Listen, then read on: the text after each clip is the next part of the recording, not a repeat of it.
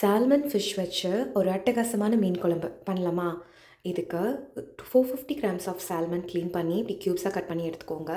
அதுக்கப்புறம் டிஸ்ப்ளேல தெரிகிற எல்லா இன்க்ரீடியன்ட்ஸையுமே எடுத்துக்கோங்க.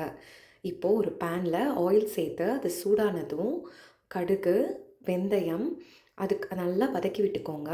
அது கூடவே கொஞ்சமாக கருவேப்பில்லையும் பொடிசாக கட் பண்ணி வச்சுருக்க பூண்டையும் சேர்த்து பச்சை மிளகாய் எல்லாத்தையுமே ஒன்றா ஆட் பண்ணி நல்லா வதக்கி விட்டுக்கோங்க.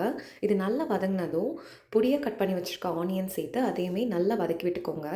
இந்த டைமில் கொஞ்சம் உப்பு சேர்த்து அதையுமே நல்லா சாட்டே பண்ணி விட்டுக்கோங்க. இதுக்கப்புறமா தக்காளி ஆட் பண்ணி அதையுமே நல்லா வதக்கி விட்டுக்கோங்க.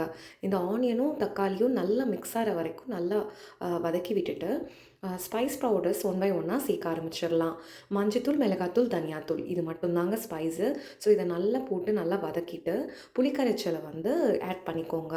இந்த புளிக்கரைச்சல் சேர்த்து தேவையான அளவுக்கு அதில் தண்ணியும் சேர்த்து இதை நல்லா ஒரு 10 மினிட்ஸ்க்கு நல்லா பாயில் பண்ண விடுங்க. ஸோ அது நல்லா பாயில் ஆன பிறகு ஃபிஷ் பீசஸை ஒன் பை ஒன்னாக ஆட் பண்ணிடுங்க. இப்போது லைட்டாக பெரட்டி விட்டுட்டு இந்த ஸ்டேஜில் உங்களுக்கு உப்பு தேவைன்னா சேர்த்துக்கலாம், தண்ணி தேவைன்னா சேர்த்துக்கலாம். இதையுமே ஒரு 10 மினிட்ஸ் நல்லா கொதிக்க விட்டீங்க அப்படின்னா சுட சுட சூப்பரான சால்மன் ஃபிஷ்ஷில் செஞ்ச ஃபிஷ் குழம்பு ரெடி ஆகிடும். இதை நல்லா சூடான ரைஸ் கூட வச்சு சாப்பிட்டிங்கன்னா அவ்வளோ டேஸ்ட்டாக இருக்கும். கண்டிப்பாக ட்ரை பண்ணி பாருங்கள். நீங்கள் இந்த ரெசிபி பிடிச்சிருந்துச்சுன்னா இந்த வீடியோவை லைக் பண்ணுங்கள் அண்ட் என்னோடய பேஜை சப்ஸ்கிரைப் பண்ணிக்கோங்க. தேங்க்ஸ் ஃபார் வாட்சிங்.